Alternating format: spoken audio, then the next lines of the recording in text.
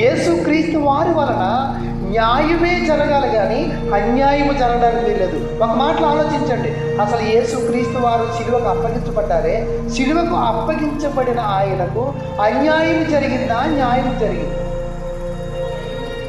అన్యాయం జరిగింది. కానీ ఆయన ఏం చేయడానికి వచ్చాడు? ఆయన ఇప్పుడు ఏం చేస్తున్నాడు? న్యాయం చేస్తున్నాడు. ఆయన న్యాయం ఎటువంటిదో తెలుసా? ఒకసారి చూడండి. ఈ లోకంలో మనుషులు అందరూ మంచోళ్ళేనా? పోనీ అందరూ చెడ్డోళ్ళేనా?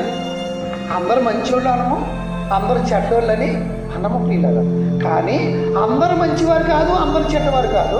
ఒక మాటలో చెబితే మంచివారు చెడ్డవారు కలిసి బ్రతుకుతున్నది ఈ లోకం. మరి దేవుడు ఆకాశాన్ని నుండి వర్షాన్ని కురిపిస్తున్నాడా? మంచివాళ్ళ మీదనా చెడ్డవాళ్ళ మీదనా? అందరి మీద. సూర్యుని